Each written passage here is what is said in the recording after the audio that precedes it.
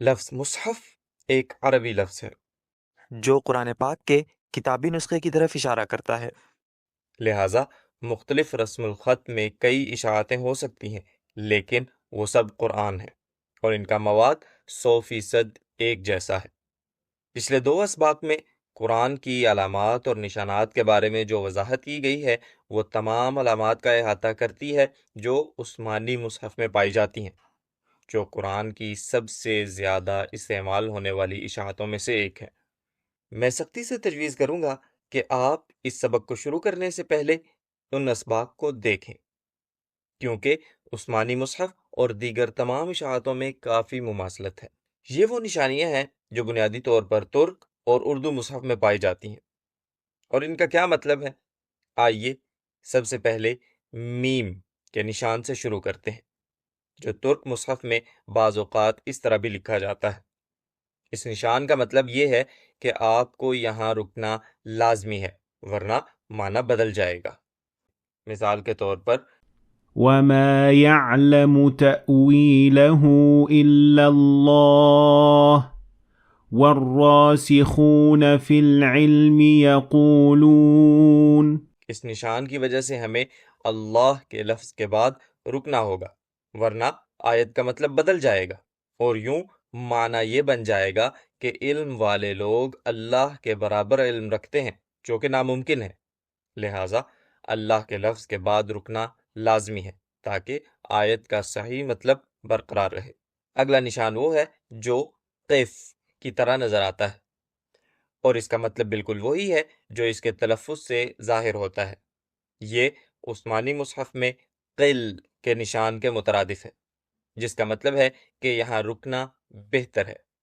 آپ آگے بھی پڑھ سکتے ہیں لیکن رکنا معنی کے لحاظ سے بہتر ہوگا۔ اس کو آپ 70% رکنے اور 30% آگے بڑھنے کے طور پر سمجھ سکتے ہیں۔ مثال کے طور پر وَجِئْتُكُمْ بِآيَةٍ مِّن رَّبِّكُمْ فَاتَّقُوا اللَّهَ وَأَطِيعُونِ۔ اگلا نشان طا ہے۔ یہ وقف مطلق کے لیے لکھا جاتا ہے، جس کا مطلب ہے کہ آپ یہاں رک سکتے ہیں، سانس لے سکتے ہیں یا مکمل طور پر تلاوت روک سکتے ہیں کیونکہ جملے کا مفہوم مکمل ہو گیا ہے۔ یاد رکھیے کہ یہاں رکنا ضروری نہیں بلکہ محض اجازت ہے، کیونکہ اس نشان سے پہلے اور بعد کا جملہ گرامر کے لحاظ سے ایک دوسرے سے مربوط نہیں ہوتا۔ مثال کے طور پر قال قد وقع عليكم من ربكم رجس وغضب أتجادلونني في أسماء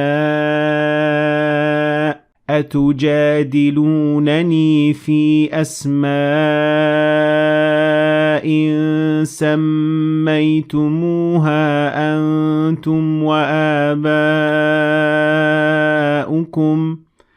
أنتم وآباؤكم ما نزل الله بها من سلطان۔ اس مثال میں نشان طا سے پہلے ایک مکمل جملہ ہے، جبکہ اس کے بعد ایک سوالیہ جملہ آتا ہے جو ایک نئی بات شروع کر رہا ہے۔ آپ یہاں رک سکتے ہیں یا آگے بڑھ سکتے ہیں، یہ آپ پر منحصر ہے۔ اگلا نشان جیم ہے اور یہ تمام مصاحف میں بالکل ایک جیسا ہوتا ہے۔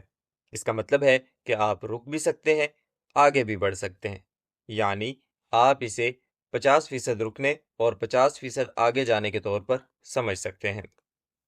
مثال کے طور پر يرضونكم بأفواههم وتأبى قلوبهم وأكثرهم فاسقون۔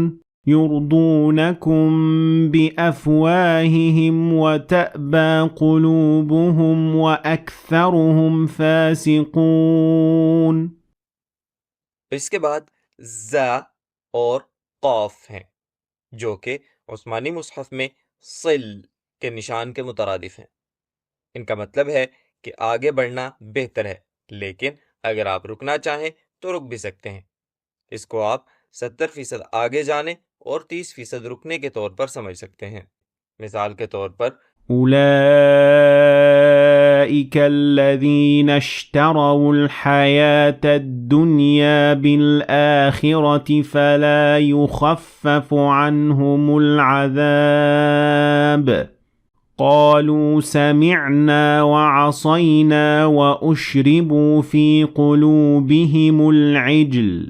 کبھی کبھی یہ نشان صل کے الفاظ کے ساتھ بھی آ سکتا ہے، لیکن اس کا مطلب وہی رہتا ہے۔ فحق علينا قول ربنا إنا لذائقون. اگلا نشان عین ہے اور یہ رکوع کے لیے استعمال ہوتا ہے۔ اس کا مطلب ہے کہ اگر آپ نماز میں تلاوت کر رہے ہیں تو یہ رکوع کے لیے ایک مناسب جگہ ہو سکتی ہے، کیونکہ یہاں پر ایک سبق یا ایک واقعے کا اختتام ہو رہا ہے۔ مثال کے طور پر فاتقوا الله يا أولي الألباب لعلكم تفلحون. يا أيها الذين آمنوا لا تسألوا عن أشياء إن تبد لكم تسؤكم. اگلا نشان صاد ہے اور یہ رخصت کے لیے استعمال ہوتا ہے، جس کا مطلب ہے کہ آپ یہاں سانس لے سکتے ہیں لیکن تلاوت مکمل طور پر روک نہیں سکتے۔ مثال کے طور پر فأحيا به الأرض بعد موتها وبث فيها من كل دابة وتصريف الرياح والسحاب. یہاں میں دابہ کے بعد سانس لے سکتا ہوں کیونکہ یہاں صاد کا نشان موجود ہے، لیکن مجھے تلاوت جاری رکھنی ہوگی۔ اگلا نشان لا ہے اور یہ تمام مصاحف میں ایک جیسا ہوتا ہے۔ اس کا مطلب ہے کہ آپ یہاں نہیں رک سکتے اور خاص طور پر تلاوت کو مکمل طور پر ختم تو بالکل نہیں کر سکتے۔ مثال کے طور پر يستعجل بها الذين لا يؤمنون بها والذين آمنوا مشفقون منها ويعلمون أنها. تاہم اگر یہ نشان کسی آیت کے آخر میں آ جائے تو پھر آپ رک سکتے ہیں، کیونکہ آیت کے آخر میں رکنا سنت ہے، لیکن آپ تلاوت کو مکمل طور پر ختم نہیں کر سکتے کیونکہ معنی مکمل نہیں ہوا ہوگا۔ وجعلت له مالا ممدودا وبنين شهودا ومهدت له تمهيدا ثم يطمع أن أزيد كلا. اگلا نشان ہے سکتہ اور اس کا مطلب ہے کہ آپ یہاں بہت مختصر وقفہ کریں گے لیکن سانس نہیں لیں گے۔ الحمد لله الذي أنزل على عبده الكتاب ولم يجعل له عوجا قيما لينذر بأسا شديدا. اگلا نشان ہے سجدہ کا اور اس کا مطلب ہے کہ اس آیت کے ختم ہونے کے بعد آپ کو اللہ جل شانہ کے لیے سجدہ کرنا ہوگا اور یہ سجدہ واجب ہوگا۔ وَيَخِرُّونَ لِلْأَذْقَانِ يَبْكُونَ وَيَزِيدُهُمْ خُشُوعًا. کبھی کبھی ایک ہی مقام پر دو نشان بھی آ سکتے ہیں، لیکن اس کا مطلب یہ نہیں ہے کہ وہ ایک دوسرے کے مخالف ہیں، بلکہ وہ ایک ساتھ کام کرتے ہیں، جیسے اس مثال میں وَظَنَّ أَنَّهُ الْفِرَاقُ وَالْتَفَّتِ السَّاقُ بِالسَّاقِ إِلَى رَبِّكَ يَوْمَئِذٍ الْمَسَاقُ. اب جلدی سے ایک نظر خلاصے کو دیکھتے ہیں۔ میم لازمی طور پر رکنا ہوگا ورنہ معنی بدل جائے گا۔ قف یہاں رکنا بہتر ہے۔ طا وقف مطلق جہاں رکنا یا تلاوت روکنا ممکن ہے۔ جیم 50% رکنا اور 50% آگے بڑھنا، دونوں صورتیں برابر ہیں۔ قاف زائی آگے بڑھنا بہتر ہے لیکن رک بھی سکتے ہیں۔ عین رکوع کے لیے بہترین جگہ۔ صاد سانس لینے کی اجازت ہے لیکن تلاوت مکمل طور پر روک نہیں سکتے۔ لا یہاں رکنا منع ہے، اور خاص طور پر تلاوت کو مکمل طور پر ختم کرنا ممنوع ہے۔ سکتہ مختصر وقفہ لیکن سانس نہیں لینا۔ سجدہ یہاں سجدہ کرنا ہوگا۔ قرآن میں وقف اور ابتدا ایک مستقل علم ہے اور اس پر کئی کتب لکھی جا چکی ہیں۔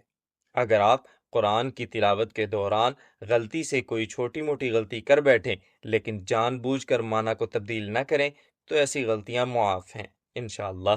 امید ہے کہ آپ نے آج کچھ نیا سیکھا ہوگا۔ اگر آپ کو یہ ویڈیو فائدہ مند لگی تو اسے لائک اور شیئر کریں تاکہ دوسرے لوگ بھی سیکھ سکیں۔ مزید ویڈیوز کو دیکھنے کے لیے اس چینل کو سبسکرائب کریں۔ شکریہ۔